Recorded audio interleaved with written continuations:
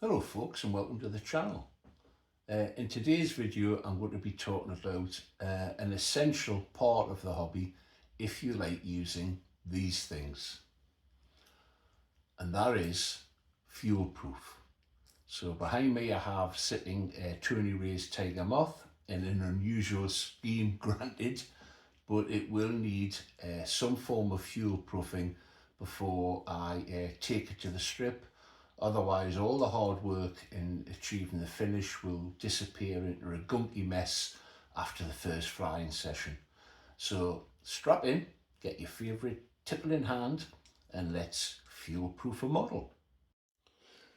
So then, what is the problem with four-stroke in particular that I use a lot, glow engines, and the finish that you've achieved? Well, the culprit is the nitromethane.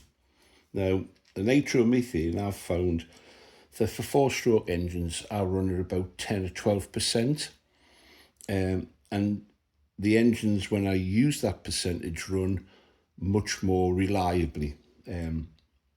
Nitromethane itself, or nitro as it's often referred to, has an extra oxygen molecule, which means it can burn with the fuel and give more energy. An extra oxygen provides that. But the main reason is it improves the setting of the engine quite noticeably, particularly the low end needle and tick over on a four-stroke engine. If you've got low nitro or no nitro at all, these depends on the make, but some four-stroke engines can be particularly finicky at the bottom end. The nitromethane broadens that range and makes the engines easier to tune. And finally, if we're talking about the longevity of the engine, it makes the engines run cooler, which obviously reduces wear and tear.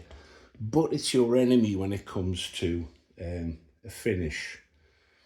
Spent fuel that's come through the exhaust, is obviously less corrosive than raw fuel that might spill onto the model in the engine bay or underneath on, for example, on the Fokker D R1. Any raw fuel that would spill out onto the axle wing would cause major damage to the finish. And I've also had issues with raw fuel dripping out from an overfilled tank on a flare SE5A. So what my approach to using fuel proof is I use different types of fuel proof for different areas, and that's what I'm going to talk about and also demonstrate today. Because once this model has been fuel proofed, I'll do the final engine installation, and then there's nothing to stop me taking it to the strip and actually doing the maiden. So let's get cracking, and I'll work methodically from the worst affected areas with fuel to the least effective, and how I'm going to vary the fuel proof that I use throughout.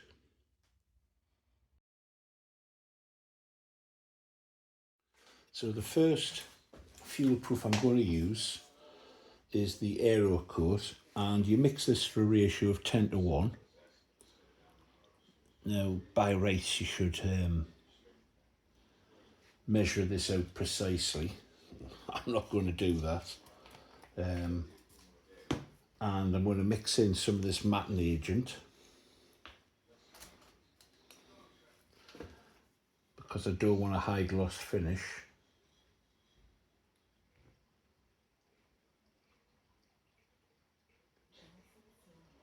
Mix that in.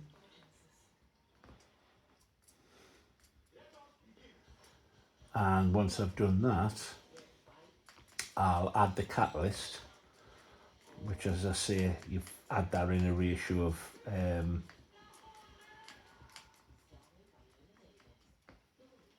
10:1. So once again, I'm just going to guesstimate it. By rights, you should measure it precisely, but life's short, as I say. Give this a good mix, and it's extremely warm here in the northeast, and I've I'm sure that this will set no problem at all. So I'm going to give this cowl a coat. I'm applying it with a brush because I think I'll get a better finish that way. The sponge brush, that is.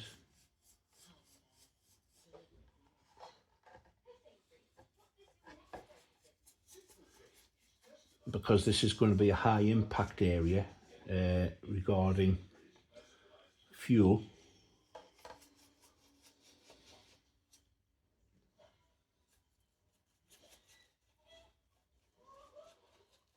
And it's an epoxy, so I'm sure it'll add strength to the structure as well. Excuse the background noise, the TV here, sorry about that. So we'll get this on fairly quickly because, as I say, I've just guessed the catalyst and it'll probably go off quick.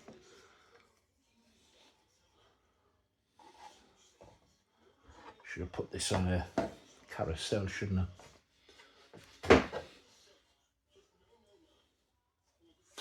There we go. And any surplus that I've got, I'll apply to the inside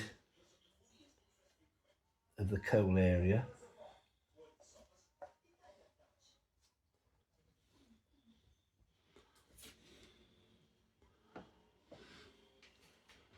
So, and I'm also going to apply it to this underside because it's going to be a high impact area with the exhaust excuse me, from the engine.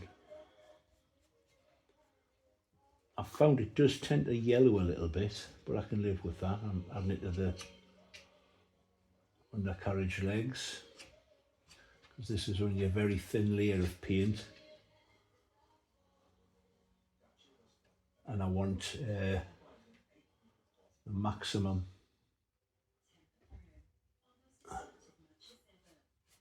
protection for this area.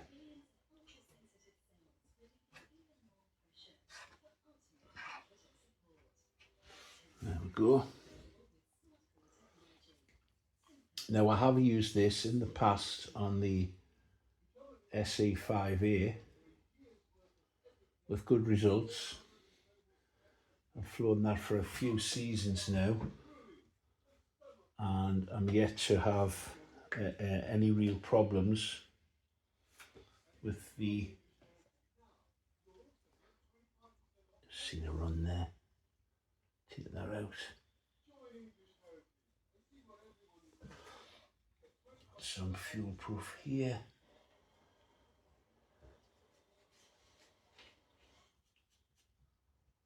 There we go.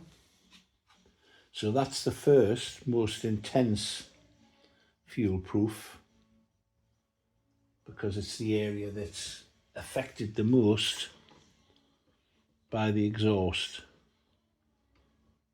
So there we go. Job done. So the next application of fuel proof, I'll be using this Guild. It comes in a satin, matte and I believe a gloss finish. It's okay. You need to allow it to really set on the model before it becomes fuel proof, and it won't handle direct spills. But I'm going to use this for the side of the fuselage. Let's give it a go.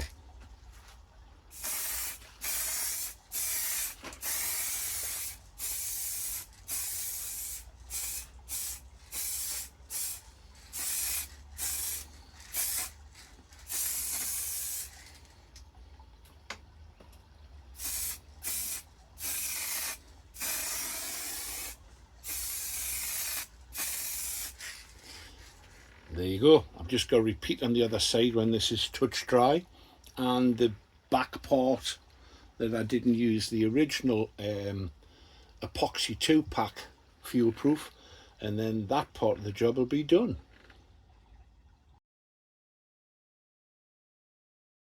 The final task will be to paint the wings with some fuel proof, and this is what I'm going to try. I've never used it before. You apply it with an airbrush of between 24 and 27 psi, and it takes 12 hours to dry totally. So I've been recommended it, so we'll see if it works. Final task. Okay, here we go. This is with the matte clear Createx colour. I believe it's fuel proof. We'll see.